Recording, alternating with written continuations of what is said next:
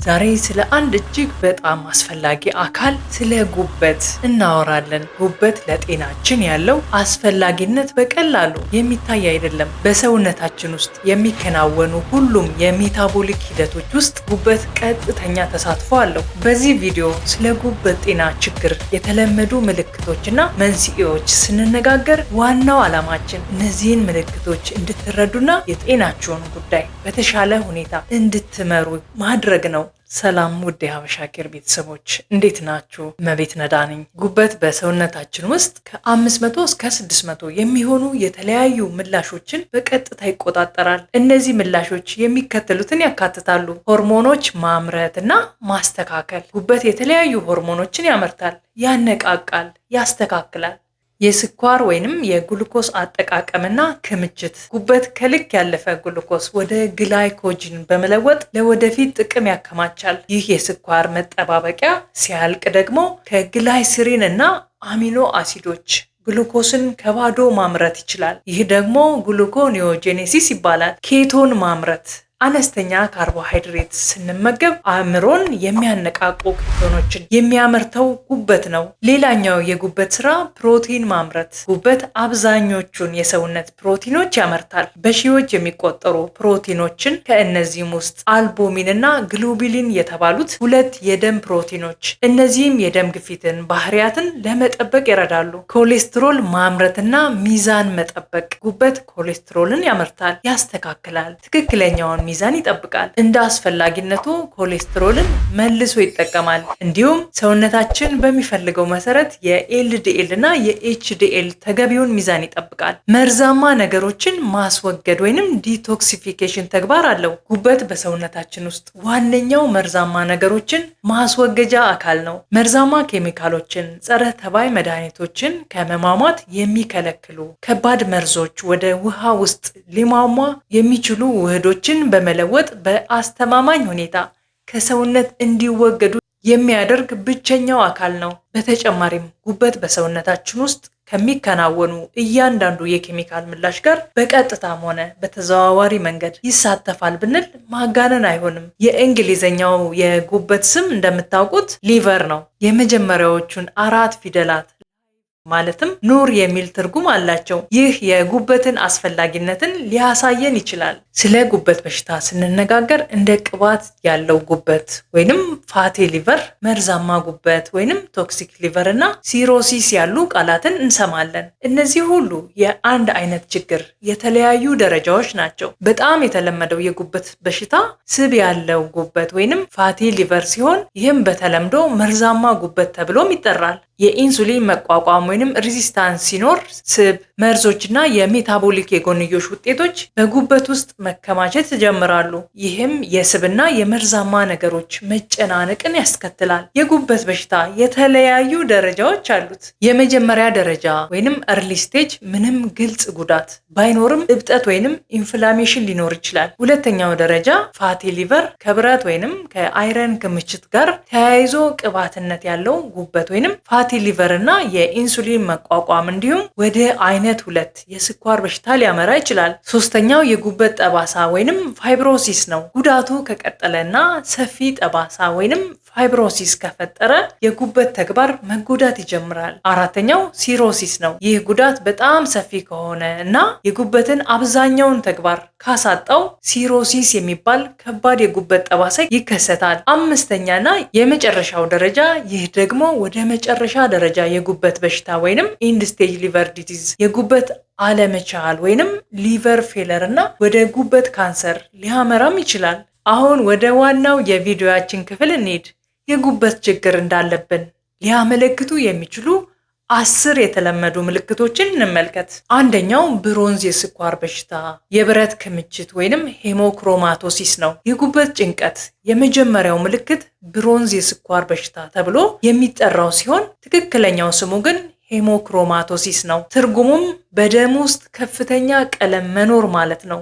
ይህ የሚያመላክተው ከልክ ያለፈ ብረት ክምችት ወይንም አይረን ኦቨርሎድ ነው።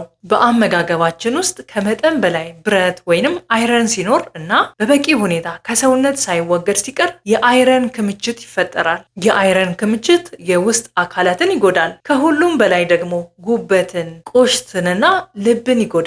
ይህም ለጉበት በሽታ፣ ለአይነት 2 የስኳር ህመምና የልብና የደም ዝውውር በሽታ ትልቅ አስተዋጽኦ ያደርጋል።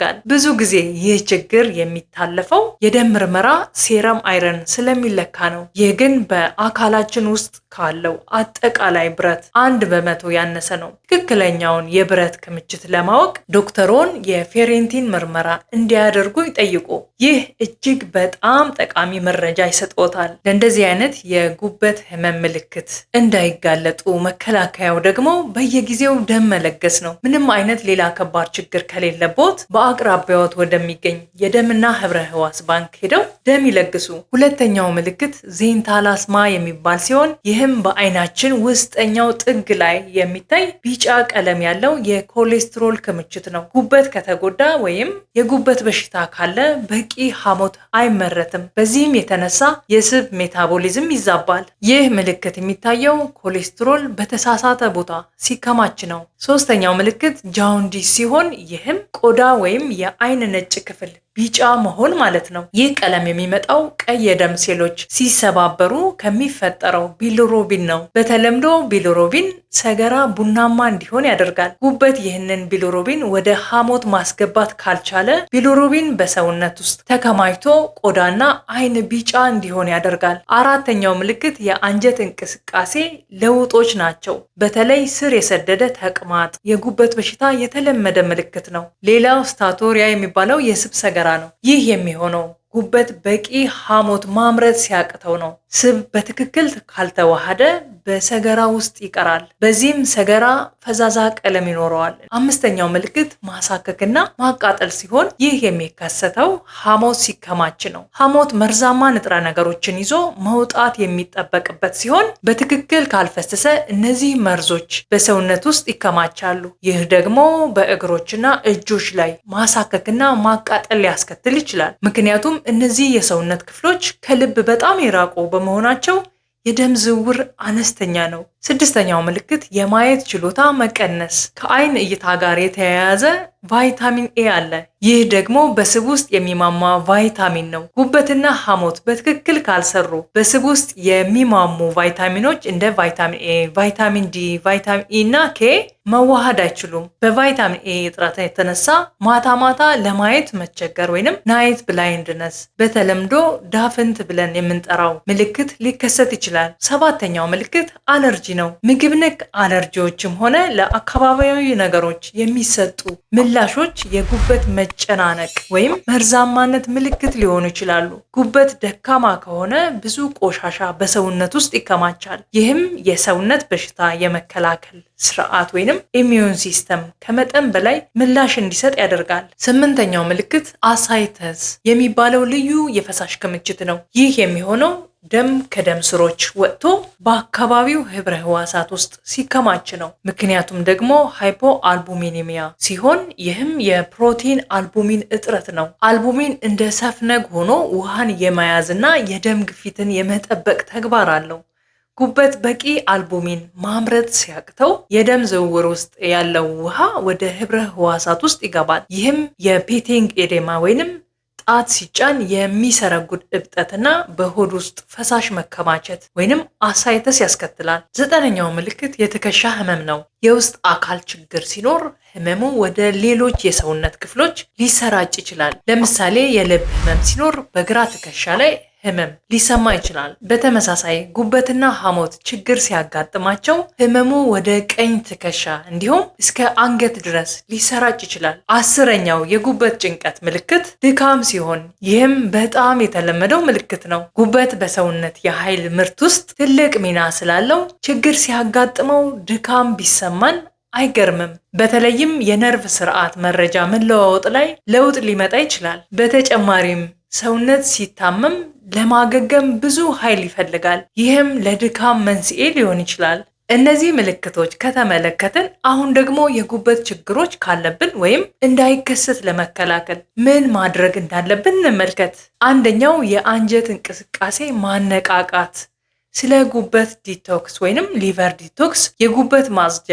እነዚህ የአንጀት እንቅስቃሴ በማነቃቃት መርዛማ ነገሮች ከሰውነት እንዲወጡ ያደርጋሉ። ይህም ጥሩ ነገር ነው። ምክንያቱም ጉበት መርዞችን የሚያስወግደው በአንጀት በኩል ነው። ነገር ግን ይህ የአጭር ጊዜ መፍትሄ ነው። ሁለተኛው እውነተኛ ምግብ ይብሉ። እውነተኛ ምግብ መመገብ ላይ ማተኮር አለብን። ተክሎችና የእንስሳት ምርቶች ለጉበት ጠቃሚ ናቸው። ተክሎች የማጽዳት ተግባር ሲኖራቸው፣ የእንስሳት ውጤቶች ግን የማገገም ተግባር አላቸው። የእንስሳት ምርቶች ብዙ ጠቃሚ አሚኖ አሲዶችን ሲይዙ፣ ተክሎች እንደ ቅጠላማ አትክልቶች፣ የጎመን ቤተሰቦች ማለቴ ነው ደግሞ የጉበትን የማጽዳት ሂደት ይረዳሉ።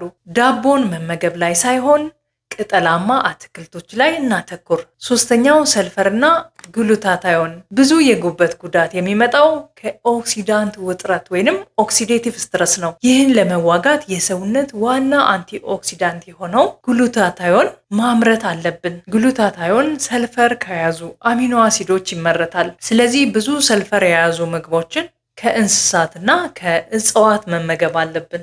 በመጨረሻም ችግሩን ያስከተሉትን ጎጂ ነገሮች ማቆም አለብን። እነዚህም ስኳር፣ በተለይም ፍሩክቶስ እና አልኮል ለጉበት በጣም መርዛማ ናቸው። እነዚህን መቀነስ ከተቻለ ማቆም አስፈላጊ ነው።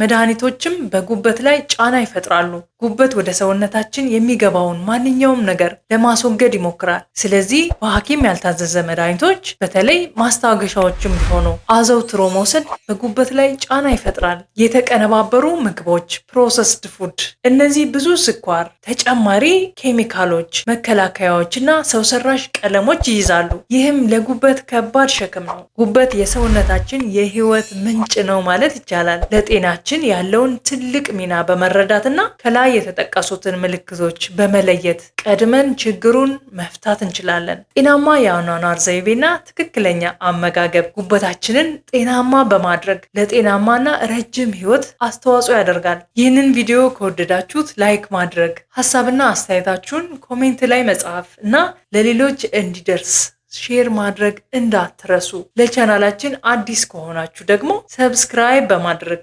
የሀበሻ ኬር ቤተሰብ እንድትሆኑ እጋብዛለሁ። በሚቀጥለው ቪዲዮ እስከምንገናኝ ጤናማ ሆናችሁ ቆዩን።